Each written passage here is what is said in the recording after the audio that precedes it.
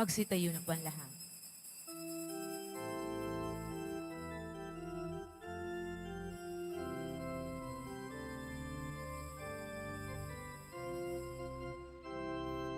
Purihin natin ang Diyos. Purihin natin ang Diyos. Kabutihan niya ay hindi masusukat, kaya't magbuni ang lahat. Pag-ibig niya ay wagas, pag-asa natin at lakas, pagpapala niya ay laging bumubuhos. Purihin natin ang Diyos. Sa ngalan ng Ama at ng Anak at ng Espiritu Santo, Amen. sumainyo ang Panginoon. At sumaiuri. Mga kapatid kay Kristo at mga kadiboto, muli tayo po ay tinipon ng ating Nuestro Padre, Jesus Nazareno, bilang kaanib ng angka ng Diyos. Tinipon niya ang bawat isa sa atin sapagkat mahal niya tayo. Kaya dumulog po tayo sa ating maawaing Panginoon na nagpapatawad ng lubos. Inaamin ko sa makapangyarihang Diyos At sa inyo, mga kapatid, nalubha akong nagkasala sa isip, sa salita, sa gawa, at sa aking pagkukulang. Kaya'y sinasamo ko sa mahal na Birheng Maria, sa lahat ng mga anghel at mga banal, at sa inyo, mga kapatid, na ako ipanalangin sa Panginoong ating Diyos. kaawaan tayo ng makapangyarihang Diyos, patawarin tayo sa ating mga kasalanan at patnubayan tayo sa buhay na walang hanggan. Amen. Panginoon, kaawaan mo kami. Panginoon, kaawaan mo kami. Kristo, kaawaan mo kami. Kristo, kaawaan mo kami. Panginoon, kaawaan mo kami. Panginoon, kaawaan mo kami. Manalangin tayo. Ama naming makapangyarihan, nililiwanagan ng iyong maaasahang ilaw ang mga naliligaw na iyong pinababalik sa daan para ikaw ay matagpuan. Ang mga kabilang sa nananalig sa iyong anak ay pagkalooban mong makapagwaksi sa tanang salungat sa ngalang Kristiyanong sa iyo ay tinanggap upang ito ay talagang mapangatawan ng ganap sa pamamagitan ni Jesucristo kasama ng Espiritu Santo magpa sa walang hanggan. Amen. Magsiupo muna po. Pagbasa mula sa aklat ng Exodo. Noong mga araw na iyon, ang Ehipto ay nagkaroon ng ibang hari na walang anumang alam tungkol kay Jose. Sinabi niya sa kanyang mga kababayan, "Nanganganib tayo sa mga Israelita. Sila'y patuloy na dumarami at lumalakas pa kaysa atin. Kailangan gumawa tayo ng paraan para mapigil ang kanilang pagdami. Baka tayo sa lakay ng ating mga kaaway at umanib pa sila sa mga ito at pagkatapos ay umalis sa ating lupain. Kaya't naglagay sila ng mababagsik na tagapangasiwa upang pahirapan ang mga Israelita. Pinagawa ng paraon sa mga ito ang mga lungsod ng Pitom at Rameses, lungsod na tinggalan na mapagkain at kagamitan. Ngunit habang sinisikil, lalo naman dumarami at lumalaganap ang mga Israelita, kaya't sila'y kinaputan at kinatakutan ng mga Ehipsyo. Dahil dito, ang mga Israelita ay lalang sumikil at pinahirapan ng mga Ehipsyo sa paggawa ng tisa at ng iba pang mabibigat na gawaing bukid. Iniutos naman ng paraon sa mga Ehipsyo na itapon sa ilog Nilo ang lahat ng lalaking sisilang ng mga Hebrea at bayaan lamang mabuhay ang mga babae. Ang salita ng Diyos. Salamat sa Diyos. Sa pangalan ng may kapal, tayo ay tinutulungan. Sa pangalan ng may kapal, tayo ay tinutulungan. Ano kaya't di pumanig sa atin ang Panginoon? O Israel, ano kaya ang sagot sa gayon tanong? Kung ang Panginoon Diyos sa amin ay di pumanig, nung kami sa lakay ng kaaway na malupit, maaaring kami noon ay nilululan ng buhay sa silakbo ng damdamin at matinding kagalitan. Sa pangalan ng may kapal, tayo ay tinutulungan. Maaaring kami noon natanginan ng agos, naanod sa karagatan at tuloy-tuloy na nalunod. Sa lakas ng agos nooy, nalunod nga kami lubos. Tayo magpasalamat, ang puwan ay papurihan, pagkat tayo niligtas sa malapit na kaaway. Sa pangalan ng may kapal, tayo ay tinutulungan. Ang katulad nati, ibong sa bitag ay nakatakas, lubos tayo nakalaya, nang ang bitag ay mawasak. Tulong nating kailangan ay sa puwan nagmumula, pagkat itong lupa't langit, tanging siya ang dumikta. Sa pangalan ng may kapal, tayo ay tinutulungan. Tumayo na po ang lahat.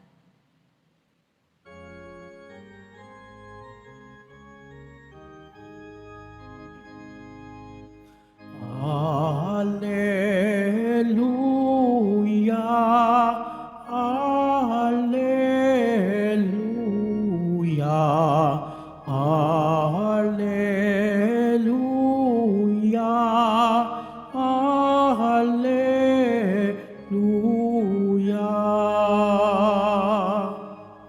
Mapalad ang inuusig sa gawang puspos ng bait, pagkat may kakamting langit. Alleluia, Alleluia, Alleluia, Alleluia.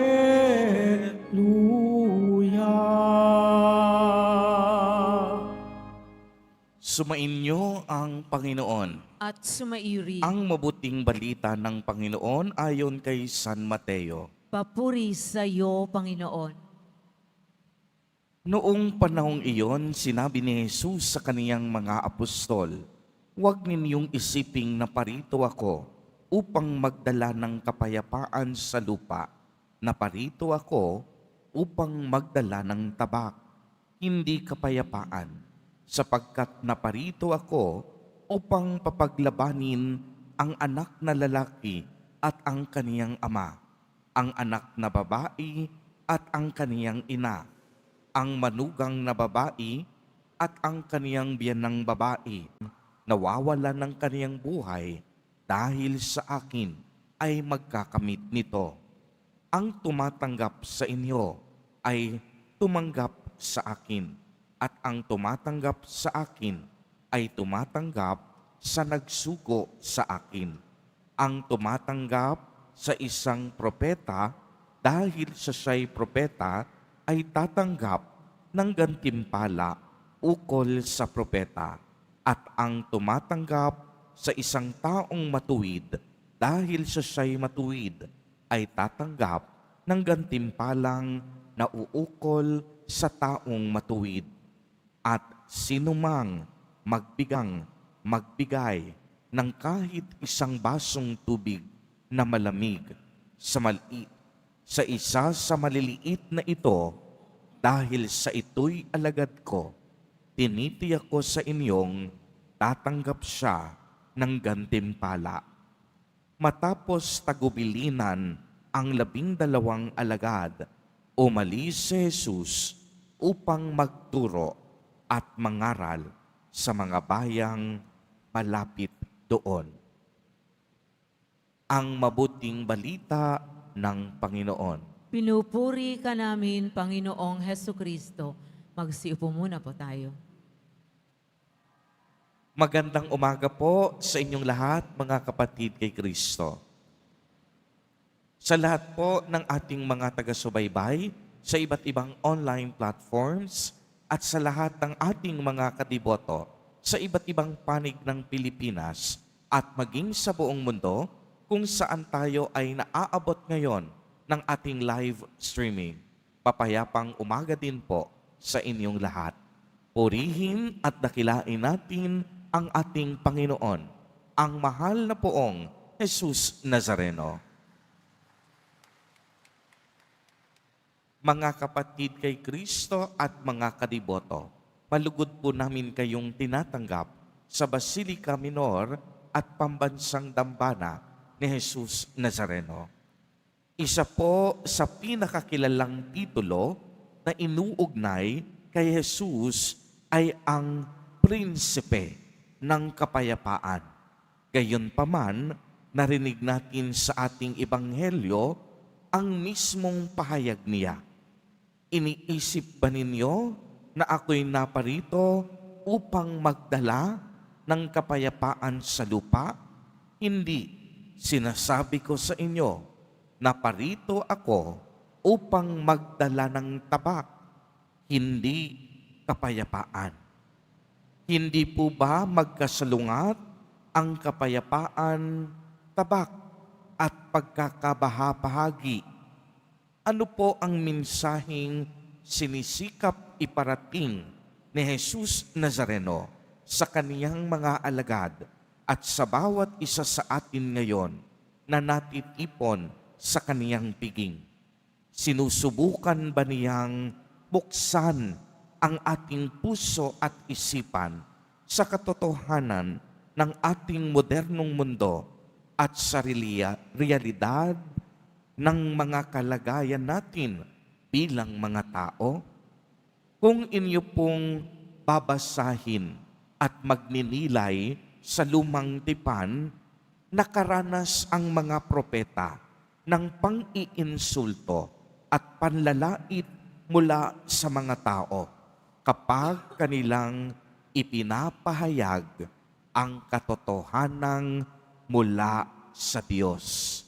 Kapag hindi nila gusto ng mga tao ang kanilang naririnig, tinutuligsa nila ang mga propeta kahit totoo ang kanilang mga sinasabi. Dahil dito nagkakaroon ng pagkakahati-hati at pagkakabahabahagi dahil sa katigasan ng kanilang mga ulo. Ang katotohanan para sa kanila ay ang mga bagay na dapat o pabor lamang sa kanilang kalagayan. Kaya nga, hindi nais ng Diyos ang pagkakawatak-watak.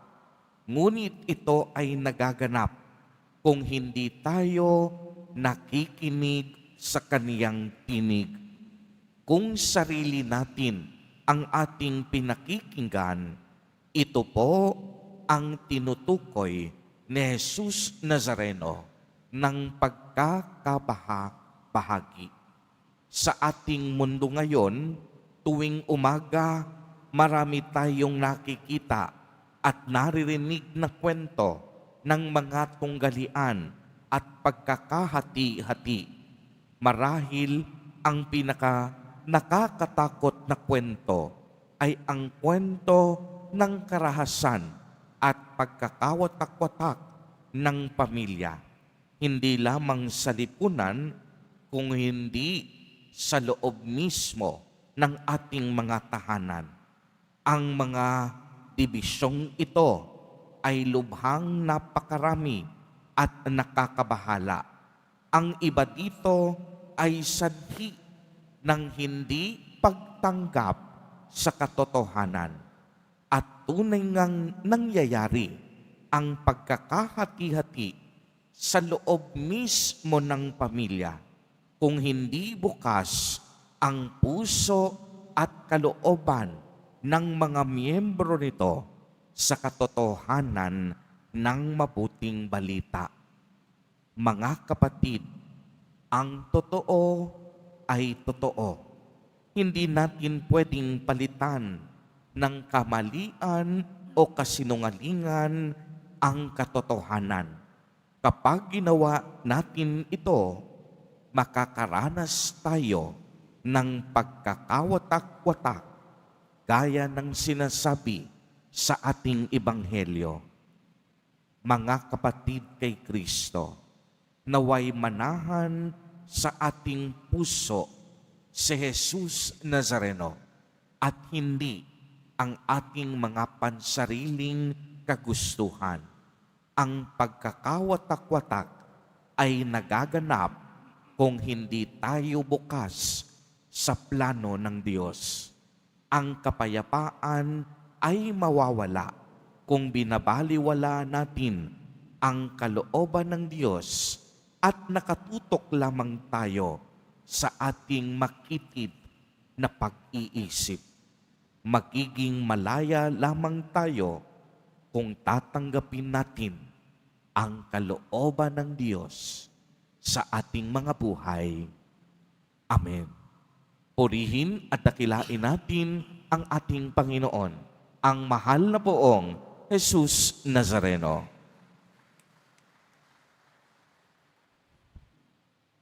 Tumayo na po ang lahat.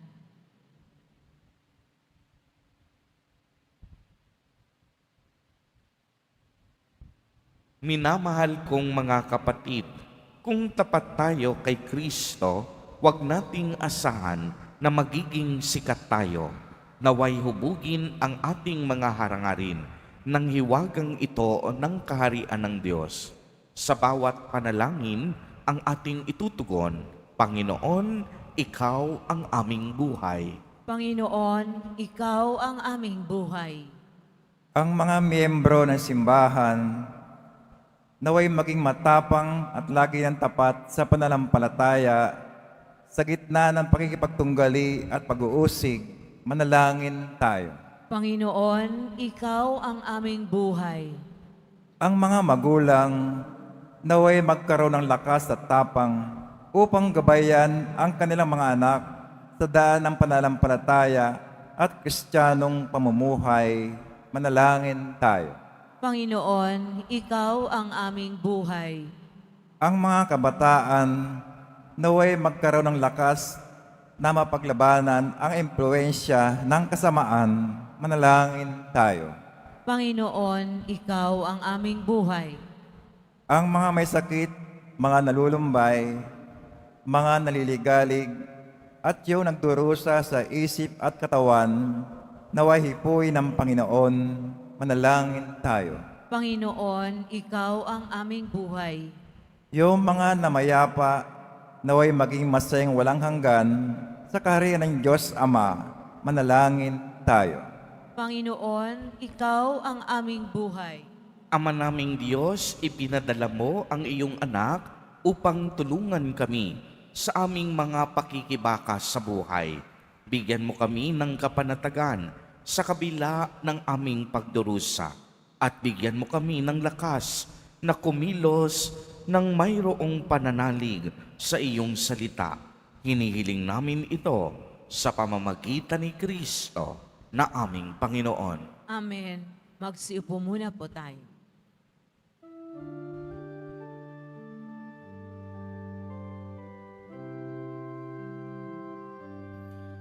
Tanggapin ninyo, O Diyos naming Ama, nakayanan naming alay sa inyo. Galing din po sa inyo mga biyaya na ito, tinapay at alak mula sa amin ani.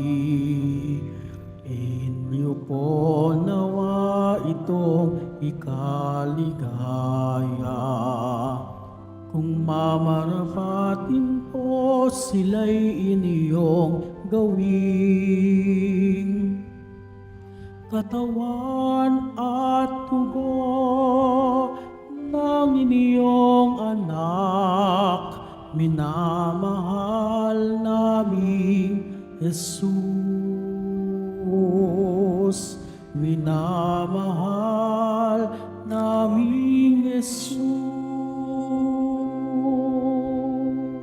Tumayo na po ang lahat. Manalangin kayo mga kapatid upang ang paghahain natin ay kalugdan ng Diyos amang makapangyarihan. Tanggapin nawa ng Panginoon itong paghahain sa iyong mga kamay sa kapurihan niya at karangalan sa ating kapakinabangan at sa buong sambayanan niyang banal.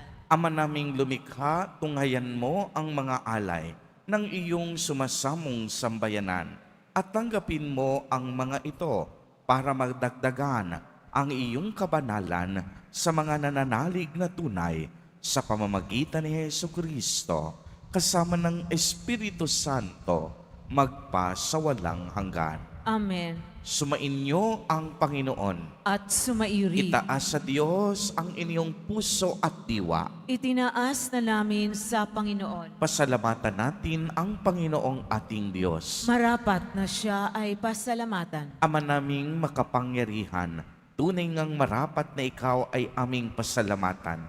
Sa iyong paglingap at kagandahang loob, ang tao'y nilikha mo't pinangasiwa sa sansinukob. Sa hangat mong siya'y iwastong lubos, siya'y pinagdusa mo sa kaniyang pagtalikod. Sa iyong pagiliw, iyong ipinahintulot na makabalik siya sa pamamagitan ni Kristo Jesus. Kaya kaisa ng mga anghel na nagsisiawit ng papuri sa iyo. Nang walang humpay sa kalangitan, kami nagpupunyi sa iyong kadakilaan. Santo, Santo, Santo, Panginoong Diyos ng mga hukbo, napupuno ang langit at lupa ng kadakilaan mo, o sana sa kaitaasan. Pinagpala ang naparirito sa ngalan ng Panginoon, o sana sa kaitaasan. Magsiluhod po tayo. Ama naming banal, ikaw ang bukal ng tanang kabanalan. Kaya't sa pamamagitan ng iyong Espiritu, ay gawin mo pong banal ang mga kaloob na ito upang para sa amin ay maging katawan at dugo ng aming Panginoong Jesucristo. Bago niya pinagtiis ang kusang loob na maging handog, hinawakan niya ang tinapay, pinasalamatan kaniya, pinagati-hati niya iyon, iniabot sa kaniyang mga alagad at sinabi, "Tanggapin ninyong lahat ito at kanin. Ito ang aking katawan na ihahandog para sa inyo."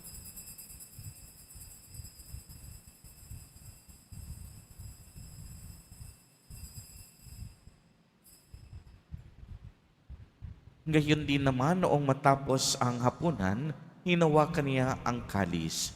Muli kaniyang pinasalamatan.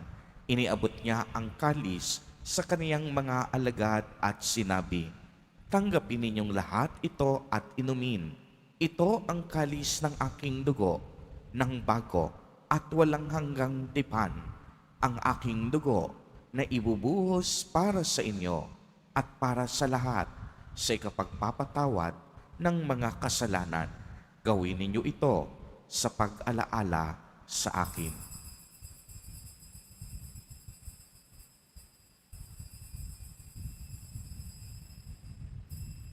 Tumayo na po tayo. Ang misteryo ng pananampalataya. Si Kristo'y namatay, si Kristo'y nabuhay, si Kristo'y babalik sa wakas ng panahon. Ama, ginagawa po namin ngayon ang pag-alaala sa pagkamatay at muling pagkabuhay ng iyong anak. Kaya't iniaalay namin sa iyo ang tinapay na nagbibigay buhay at ang kalis na nagkakaloob ng kaligtasan. Kami po'y nagpapasalamat dahil kami iyong minarapat na tumayo sa harap mo para maglingkod sa iyo. Isinasamo namin na kaming magsasalo-salo sa katawan at dugo ni Kristo ay mabuklod sa pagkakaisa sa pamamagitan ng Espiritu Santo. Ama, lingapin mo ang iyong simbahang laganap sa buong daigdig.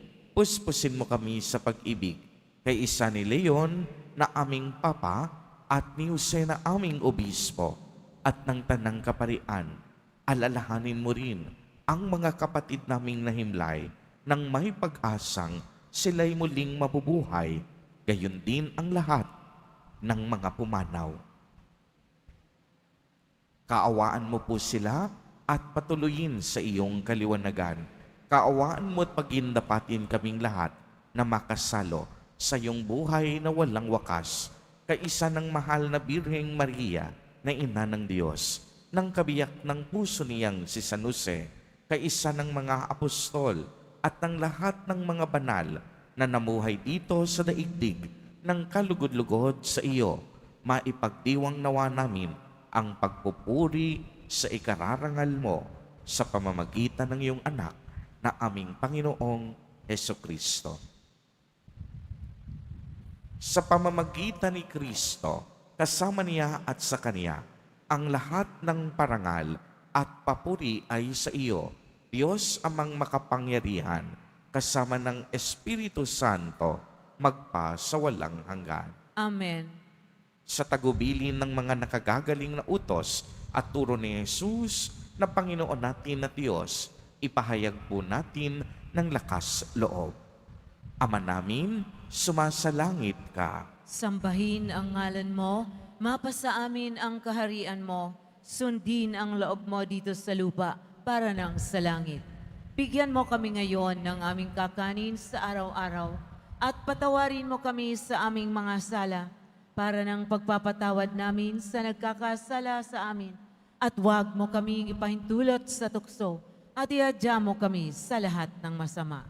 Hinihiling namin na kami iadya sa lahat ng masama, pagkalooban ng kapayapaan araw-araw, iligtas sa kasalanan at ilayo sa lahat ng kapahamakan, samantalang aming pinananabikan ang dakilang araw ng pagpapahayag ng tagapagligtas naming si Hesukristo. Sapagkat iyo ang kaharian at ang kapangyarihan at ang kapurihan magpakailanman. Amen.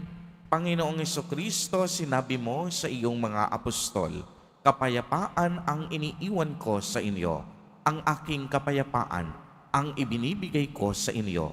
Tunghayan mo ang aming pananampalataya at huwag ang aming pagkakasala.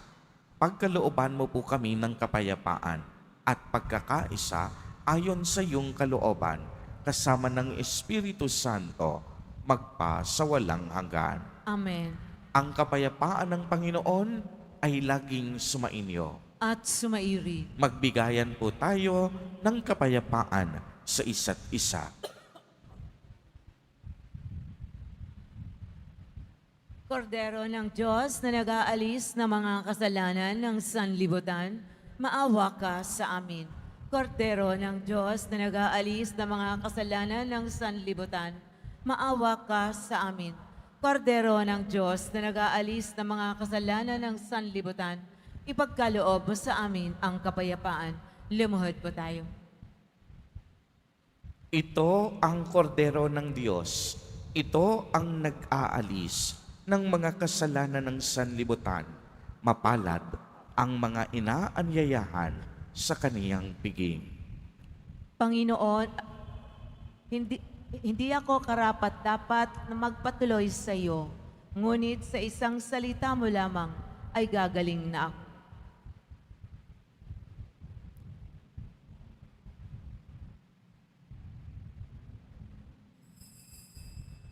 Para sa lahat ng tatanggap ng banal na komunyon, sasagot po tayo ng amen pagkasabi ng pari o ng lay minister ng katawan ni Kristo at isubo agad sa bibig bago umalis sa harapan ng pari o lay minister.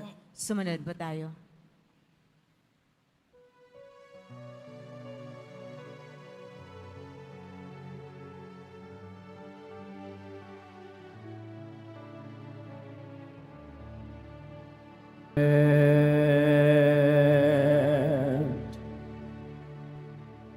Pagkatapos ng misa, mga kadeboto, mabibili pa rin po sa ating parish office ang Nazareno images, Nazareno medallion at ang Nazareno novena and prayer booklet in English or Tagalog. Pagkatapos ng misa, babasbasan po ang lahat ng banal na tubig. Pinakikiusapan ng lahat na manatili lamang muna sa inyong mga lugar. Sa Quezon Boulevard o sa Plaza San Juan lamang ang labasan ng lahat. Sumunod po tayo. Maraming salamat po sa inyong pagdalaw at pagsisimba sa Basilica Menor at Pambansang Dambana ni Jesus Nazareno. Tumayo na po tayo. Manalangin tayo. Ama naming mapagmahal, kaming mga pinapagsalo mo sa piging na banal ay makatanggap nawa ng bungang karagdagan ng iyong pagliligtas na aming ipinagdiriwang sa pamamagitan ni Jesucristo kasama ng Espiritu Santo magpasawalang hanggan. Amen. Sumainyo ang Panginoon. At sumairin. Mahal na poong Jesus Nazareno, inihayag mo sa pamamagitan ng krus ang walang maliw na pag-ibig ng Diyos sa sangkatauhan. Pakinggan mo ang kahilingan lalo na para sa nangangailangan ng iyong tulong at awa. Makamtanawa namin ang iyong kasagutan na may utang na loob na tinatanaw. Basbasan din po ninyo itong mga imahen at dasalan upang lalo kaming manalangin at magtiwala. Sa pamamagitan ng bendisyon na ito, naway lalo kaming maging mapaglingkod, masunurin at tapat sa iyo na aming maluwalhating Panginoon, magpasawalang hanggan. Amen. At pagpalain po kayong lahat at ng inyong buong pamilya ng makapangyarihang Diyos, Ama, Anak, at Espiritu Santo. Amen. Pumayo kayong taglay ang pag-ibig at kapayapaan ng Poong Jesus Nazareno. Salamat sa Diyos.